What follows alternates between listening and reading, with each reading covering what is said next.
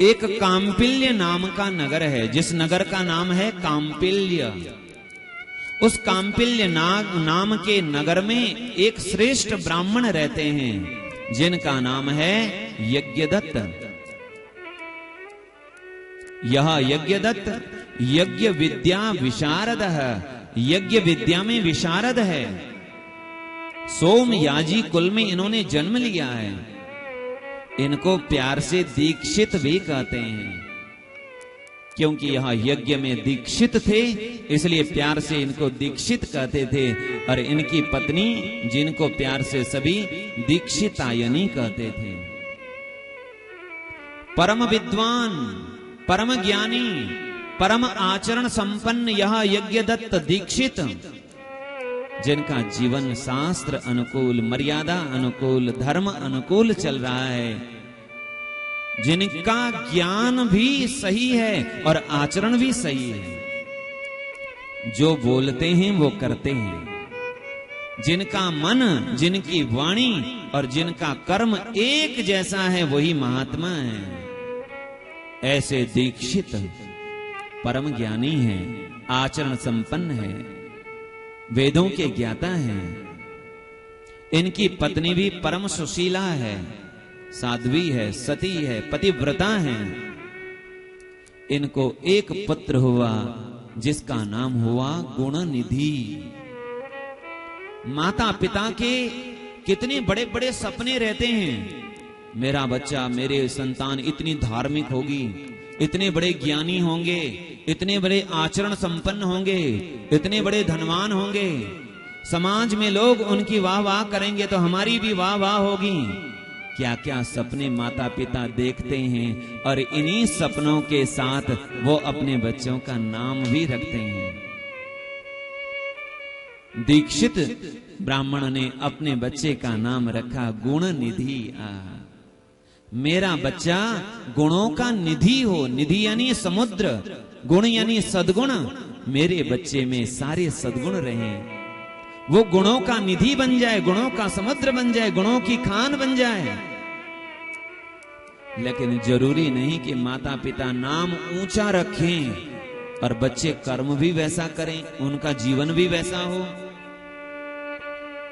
यह गुणनिधि माता पिता ने शास्त्र अनुकूल, जिनका 8 वर्ष में यज्ञ उपवीत संस्कार कर दिया, इनको वेदों का अध्ययन कराया जा रहा है, शिक्षा ग्रहण करने के लिए गुरुकुल में जाता है।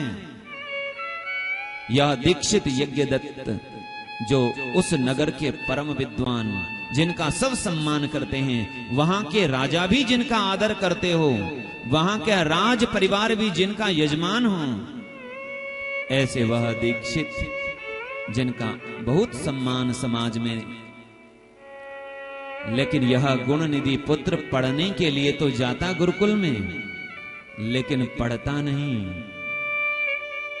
उन लोगों का संग करता जो जुआ खेलते, गलत संग में थे, बुरी आदतों में थे, जिनमें सारे दुर्गुण रहते, ऐसे और लोगों का, और बच्चों का, और पुरुषों का संग करता। उन और लोगों का संग करते करते, उन जुआरियों का संग करते, उन पापियों का संग करते करते, वह गुणनिधि, उन ब्राह्मण का पुत्र, वह भी जुआरी बन गया, जुआ खेलने लगा। पढ़ाई छूट गई और जुआ खेलना शुरू कर दिया। मां समझ गई, मेरा बेटा गलत संग में लगकर यह गलत काम कर रहा है, पढ़ाई नहीं कर रहा है। हो सकता है पिता ये बात न समझ पाए कि हमारे बच्चे क्या कर रहे हैं, लेकिन मां सब समझती है। मां के बच्चों के हर क्रिया में ध्यान रहता है। मां समझ गई, मेरा पुत्र गलत आदतों में लग गया। दीक्षितायनी ने समझाया, बेटा हम इतने श्रेष्ठ कुल में हैं, हमारा कुल इतना ऊंचा है, तुमने इतने ऊंचे कुल में जन्म लिया है, तुम्हारे पिता का सम्मान पूरे राज्य में है, पूरे नगर में है, दूर दूर तक लोग तुम्हारे पिता का सम्मान करते हैं। क्यों? क्योंकि तुम्हारे पिता ने ये सम्मान अपने आचरण से, अपने गुणों से कमाया है। तुम ये गलत लोगों का संग करके अपनी आदत को मत बिगाड़ो। तुम अपने गलत लोगों का संग करके ये बुरी आदतों में मत लगो।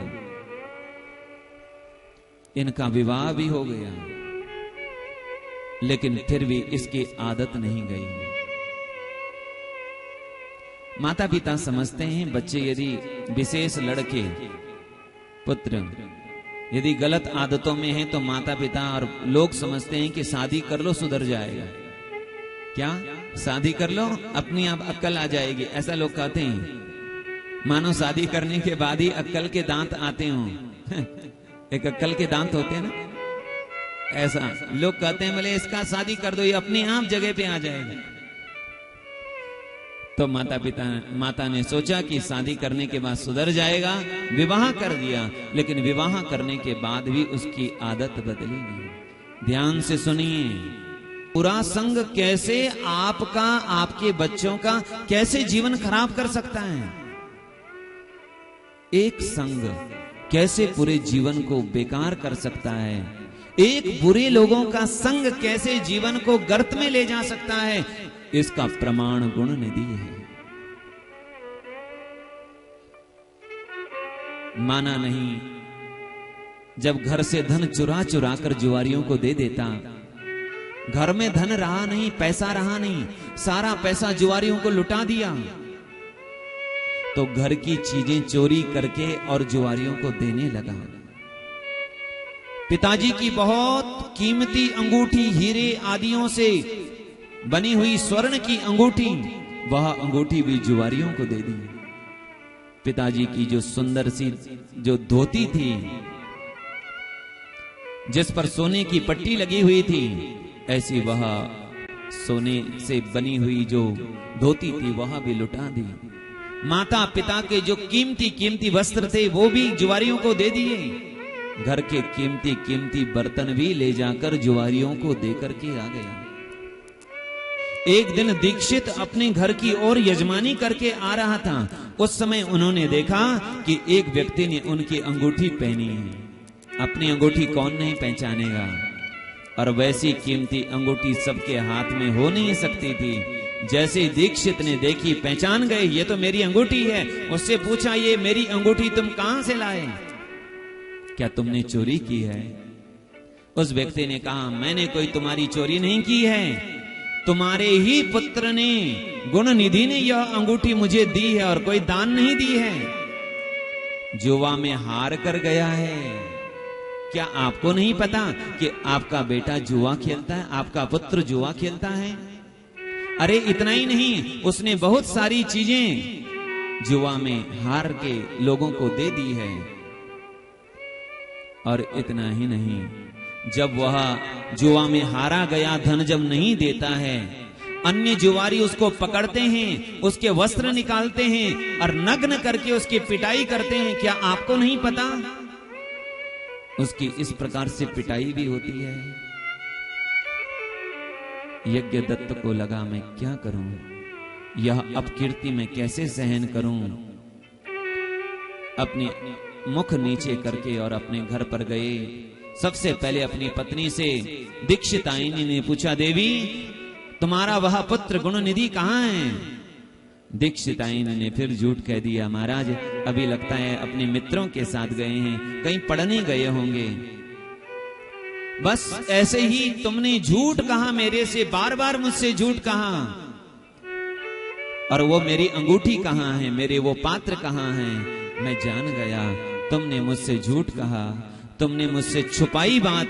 यदि छुपाई न होती तो इस रोग का समाधान हो सकता था, लेकिन अब यह रोग असाध्य हो गया है।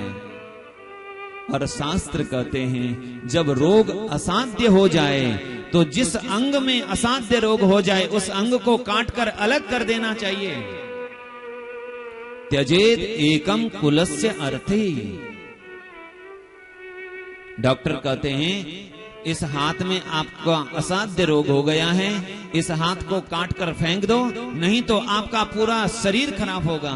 तो आप हाथ काटना श्रेष्ठ मानते हैं। यदि एक संतान के कारण, परिवार के एक सदस्य के कारण यदि पूरा परिवार यदि बिगड़ता हो तो उसे एक परिवार के एक सदस्य का त्याग कर देना चाहिए। और यज्ञदत्त ने यही किया। अपुत्रत्वं वरम नृणा कुपुत्रात् कुलपांसना।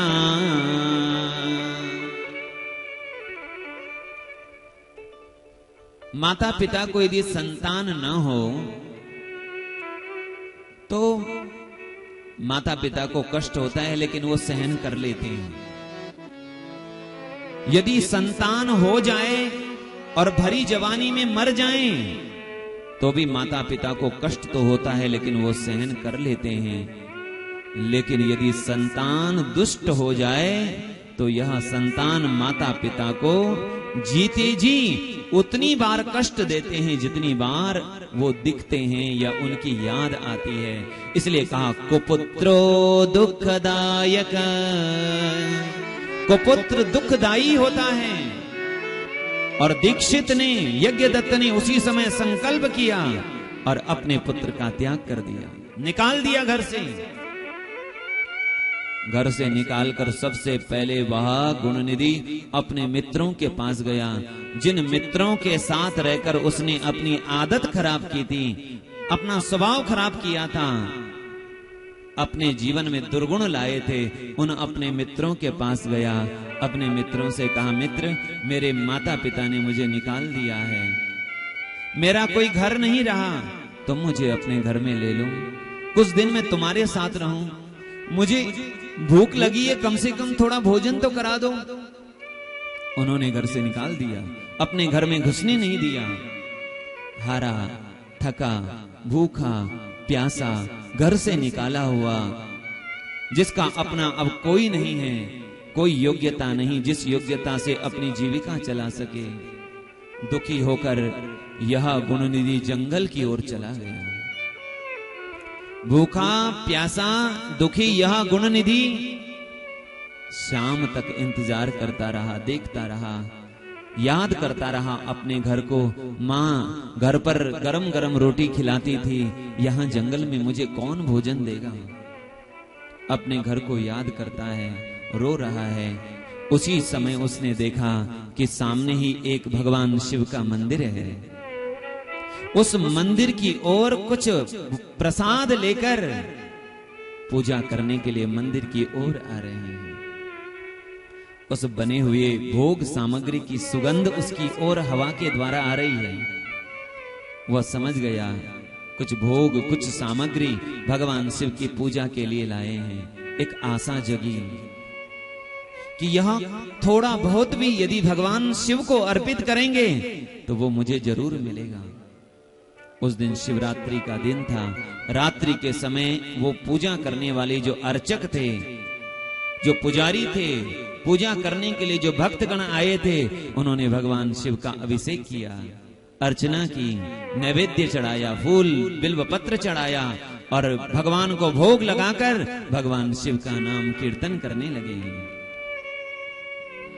और भगवान शिव के पवित्र नाम का कीर्तन करते करते सांझ हो गई, रात्रि हो गई और वे सभी जो पूजा करने के लिए आए थे वहीं पर मंदिर में ही सो गए, विश्राम किए। यह सब देख रहा है गुणनिधि, मुझे मौका मिले मंदिर में जाने के लिए तो इनका चढ़ाया हुआ वो भोग मैं पालूं, मेरी भूख दूर हो जाएगी। जब यह समझ गया कि वो सभी सो गए हैं, मंदिर के भीतर धीरे धीरे प्रवेश किया, देखा सभी सो रहे हैं।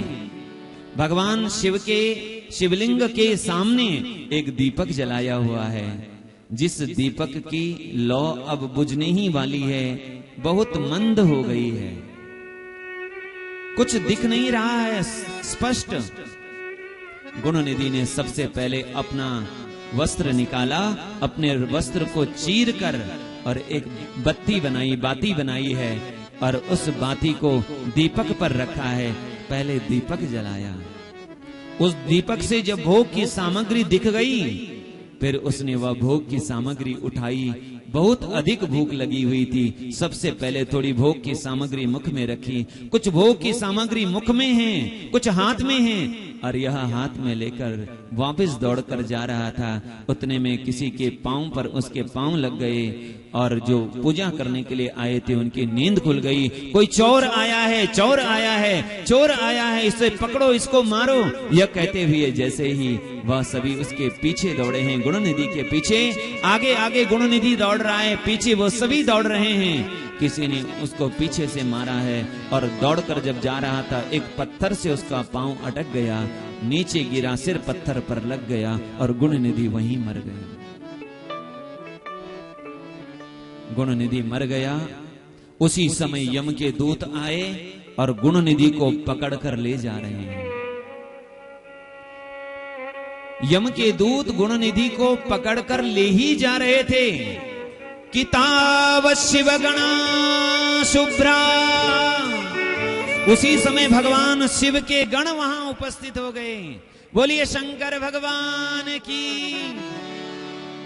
शिव शिव कहिए, शिव शिव जपिए, शिव शिव कहिए, शिव शिव जपिए, शिव शिव कहिए, शिव शिव जपिए, शिव शिव शिव जपिए, शिव शिव कहिए, शिव शिव जपिए, शिव शिव कहिए, शिव शिव कहिए, शिव शिव जपिए।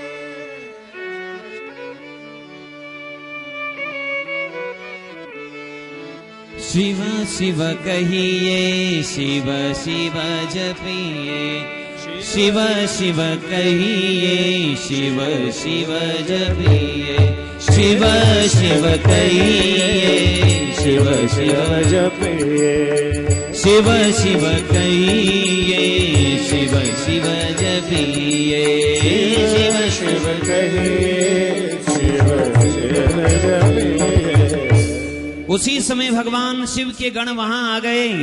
यम के दूत ले जा रहे थे गुणनिधि को। भगवान शिव के गणों ने उनको रोका है, रुकिए, आप इसको कहां ले जा रहे हैं? यम के गणों ने कहा यमलोक ले जा रहे हैं, नरक में ले जा रहे हैं। क्यों? क्योंकि इसने पाप किया है। क्या पाप किया है? इसने असंग दुस्संग किया, बुरा संग किया, जुआ खेला है, मदिरा पान किया है, झूठ बोला है, माता पिता का अपमान किया है इसने, इसलिए इसको हम नरक में ले जा रहे हैं। भगवान शिव के गणों ने कहा यह नरक में नहीं जाएगा। क्यों? क्योंकि इसने भगवान शिव का नैवेद्य पाया है, प्रसाद पाया है। मरते समय भगवान शिव का प्रसाद इसके मुख में था। इसने भगवान शिव के मरते समय शिवलिंग का दर्शन किया, इसीलिए ये नरक में नहीं जाएगा, ये तो भगवान शिव के लोक में जाएगा। यम के दूतों को फटकार कर और गुणनिधि को साथ में लेकर भगवान शिव के गण शिवलोक गुणनिधि को ले जा रहे हैं। देवता यह दृश्य देख रहे हैं कि भगवान शिव के नैवेद्य का, भगवान शिव की भक्ति का क्या प्रभाव है। देवता आकाश से पुष्प बरसा रहे हैं, जय जयकार कर रहे हैं। बोलिए गौरी शंकर भगवान की जय। इधर यम के दूत यमराज के पास आए। महाराज आप हमें बताइए, हम तो एक पापी को लेने के लिए गए थे, शिव दूतों ने हमें गुणनिधि को लाने से रोक दिया। आखिर भगवान शिव के नैवेद्य की ऐसी कौन सी महिमा है? और आप हमें साफ साफ बताइए, आज के बाद नरक में किसको लाया जाए और न लाया जाए? तब धर्मराज यमराज ने अपने सेवकों से कहा, ये रुद्राक्ष धरा लोके जटा वेश धरा जटा धारिण ते सर्वे परिहर्तव्या नानेतव्या कदाचन। आप सभी ध्यान से सुनिए, यमदूत अपने सेवकों से कह रहे हैं, ये रुद्राक्ष धरा लोके, इस संसार में जो रुद्राक्ष को अपने कंठ पर धारण करेंगे, जिन्होंने भगवान शिव की ही तरह जटा अपने सिर पर धारण की होगी, जिसने मुख में भगवान शिव का नाम धारण किया हो, जिसने भगवान शिव की कथा सुनी हो, नानेतव्या कदाचन। हे मेरे सेवकों, आप उनको कभी भी यमलोक में मत लाना। ठीक ऐसे ही जिन्होंने गले में तुलसी की माला पहनी हो, किस किसने पहनी है तुलसी की माला? हाँ, जिन्होंने कंठ में तुलसी की माला पहनी हो, जिन्होंने माथे पर ऊर्ध्वपुंड्र तिलक लगाया हो, जिन्होंने मुख में भगवान का नाम रखा हुआ हो और जो भगवान की कथा सुनते हो, धर्मराज कहते हैं उनको नरक में मत लाना। इसीलिए जिन्होंने कंठ में तुलसी धारण कर रखी है, उनको निश्चिंत हो जाना है। किस बात से निश्चिंत हो जाना है? इस बात से कि हम तो यमराज के लोग यमलोक जाएंगे नहीं। इसलिए हमारे यहां जब शरीर छोड़ते हैं कोई वैष्णव में, हमारे यहां जब कोई शरीर छोड़ते हैं, कोई संत हो भक्त हो जो माला धारण करके रखते हो, अंतिम समय शरीर छोड़ने के बाद भी उनको अग्नि संस्कार करने से पहले जब स्नान कराते हैं, स्नान कराने के बाद उनकी तुलसी की माला उनके गले पर बंधी हुई होती है या बांध दी जाती है। एक काम, उनके माथे पर तिलक लगाया जाता है और उसके बाद ही उनको अग्नि संस्कार दिया जाता है। आप जरा विचार करिए, आप लोगों ने किसी ने सोना पहना होगा, किसी ने चांदी पहना होगा, क्या क्या पहना होगा, जो पहना होगा आप लोग जाने। लेकिन ये सोना, ये चांदी, ये माला, ये हीरे, ये जवाहरात, ये जो आपने पहना है सोना चांदी, ये कहां तक जाएगा? शरीर छूटने के बाद परिवार के लोग खींच लेंगे। एक बोलेगा मुझे तो ये चाहिए। हर अभी कुछ दिन पहले तो हमने देखा, एक समाचार पत्र में आया था कि दो बच्चे आपस में लड़ रहे थे कि ये जो माँ के कानों के कुंडल है ये मैं लूंगा और ये जो गले का है मैं लूंगा, हाथ की अंगूठी मैं लूंगा। और हमने तो देखा, कई जगह से सुनते रहते हैं, अग्नि संस्कार दादा दादी को बाद में दिया जाता है, पहले उनके जो रखा हुआ खजाना है पहले उसका बंटवारा होता है।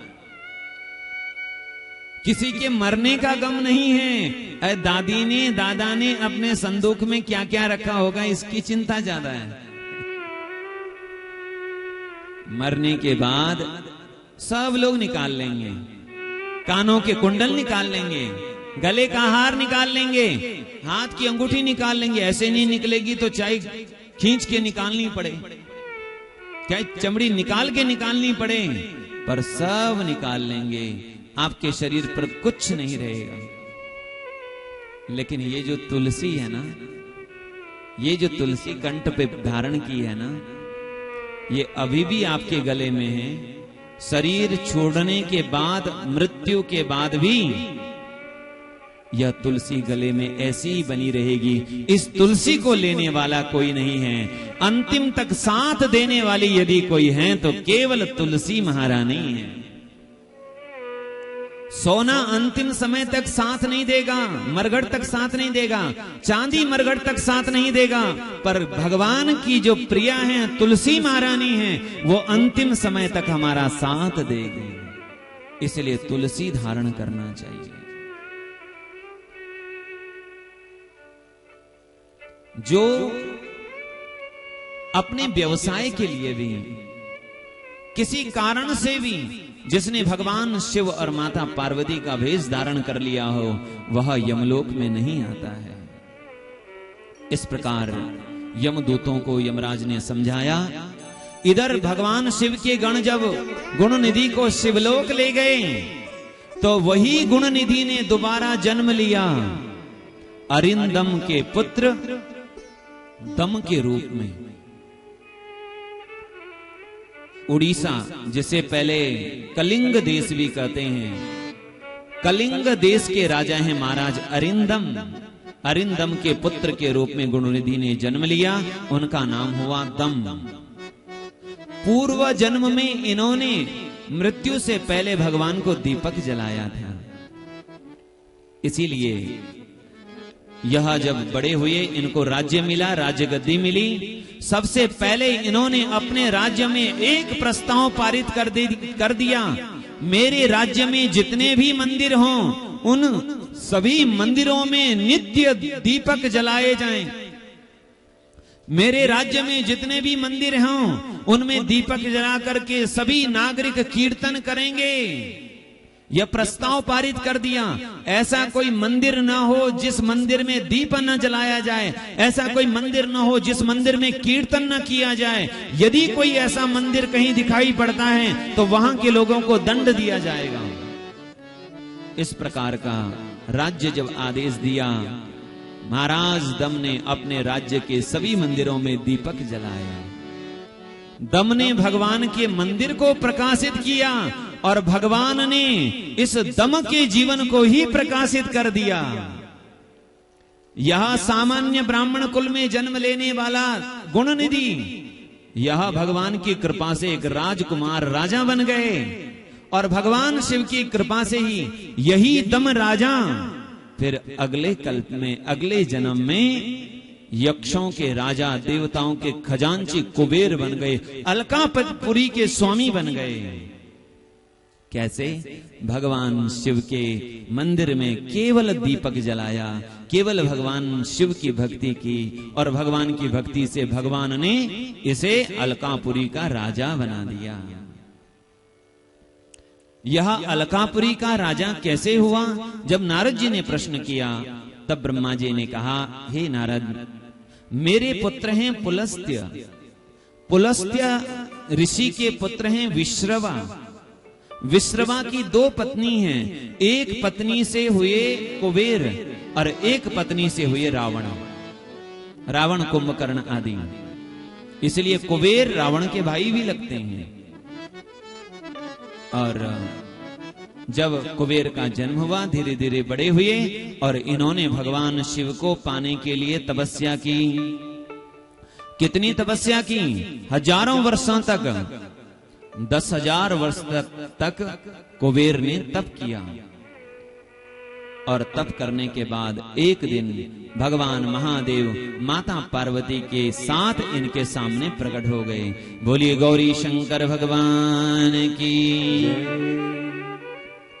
यह कुबेर ने जब भगवान शिव का और मां भगवती का दर्शन किया, ध्यान से सुनिए, तो बार बार यह एक आंख से माता पार्वती को देख रहा था।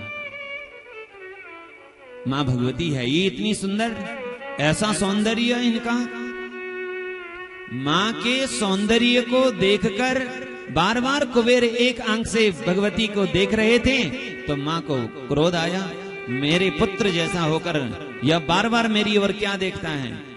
जब मां क्रोध करने लगी तो भोले बाबा ने कहा, देवी ये आपका पुत्र है, इस पर आप क्रोध मत करो। मां भगवती ने कहा, इसने तिरछी नजर से मुझे देखा है, इसलिए मैं इसे दंड तो जरूर दूंगी।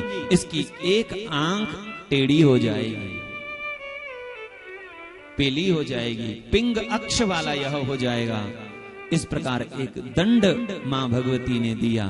मैं पिछली कथा में भी मैंने निवेदन किया कि यदि कोई गलती करता हो तो उसको दंड जरूर देना चाहिए।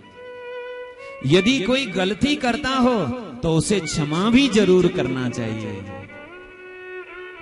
क्या? कोई गलती करे तो उसको दंड भी दो, और कोई गलती करे तो उसको क्षमा भी करो। गलती करने पर यदि आपने उसको क्षमा नहीं किया तो वो आपको शत्रु मानेगा और एक दिन वो आपको हानि पहुंचाएगा। गलती करने के बाद यदि आपने उसको दंड नहीं दिया तो उससे उसको हानि होगी। वह कभी अपनी गलती समझ नहीं पाएगा और अब कभी अपनी गलती का त्याग नहीं करेगा। तो क्या करना चाहिए? दंड भी दो और क्षमा भी करो। कैसे? थोड़ा सा दंड दो, थोड़ा क्षमा भी कर दो। मां चाहती तो उसे बड़ा दंड दे सकती थी, दोनों आंखें ना रहे ऐसा दंड दे सकती थी, लेकिन थोड़ा दंड दिया, एक आंख का। और फिर भगवान महादेव ने कहा वरदान मांगो। तो इन्होंने भगवान महादेव से प्रार्थना करी, प्रभु मुझे आपकी भक्ति चाहिए, आपका सानिध्य चाहिए। तब भगवान ने कहा हम आपको अलकापुरी का राजा बना रहे हैं, आपका नाम कुबेर होगा। और हां, मैं भी आपके अलकापुरी के निकट ही एक दिव्य पर्वत पर वास करूंगा। अलकापुरी के निकट कैलाश पर्वत है और उस कैलाश पर्वत पर ही मैं निवास करूंगा। हे कुबेर, आप मेरे रहने की व्यवस्था करिए, मेरे आने की प्रतीक्षा करिए, कुछ ही दिनों में मैं कैलाश पर्वत पर आऊंगा। कुबेर प्रसन्न हुए, इनको अलकापुरी का राजा बनाया गया, यक्षों का राजा। और फिर इन्होंने राजा बनने के बाद विश्वकर्मा को आदेश दिया, हे विश्वकर्मा महाराज, आप भगवान शिव के लिए कैलाश पर्वत पर निवास के लिए व्यवस्था करिए। और फिर इन्होंने, विश्वकर्मा ने भगवान शिव के लिए दिव्य भवन बनाया, मां भगवती के लिए एक अलग से दिव्य भवन बनाया, भगवान शिव के गण नंदी भृंगी श्रृंगी आदि गणों के लिए, मुख्य मुख्य गणों के लिए भवन बनाए, और भगवान शिव के जो असंख्य अन्य गण हैं उनको रहने की भी व्यवस्था बनाई। भगवान शिव को जब पता चला मेरी कैलाश नगरी तैयार हो गई है, तब भगवान महादेव अपने गणों के साथ कैलाश पर्वत की ओर निकल पड़े। उस समय भगवान शिव के अनेक गण उनके साथ थे। देवता आकाश में दुंदुभियां बजा रहे थे, शंख ध्वनि कर रहे थे ऋषिगण, और ब्राह्मण आज स्वस्ति वाचन कर रहे थे। भगवान कैलाश पर्वत की ओर आ रहे थे। भगवान ब्रह्मा जी, भगवान विष्णु एवं अन्य सभी देवता भगवान का स्वागत करने के लिए कैलाश पर्वत पर आए हैं। सभी जय जयकार कर रहे हैं, ओम नमः पार्वती पतये हर हर महादेव के जयकारा करते हुए, उद्घोष करते हुए, शंख ध्वनि करते हुए। और इस प्रकार कैलाश पर्वत पर भगवान शिव का आगमन हुआ। बोलिए कैलाशपति शंकर भगवान की जय।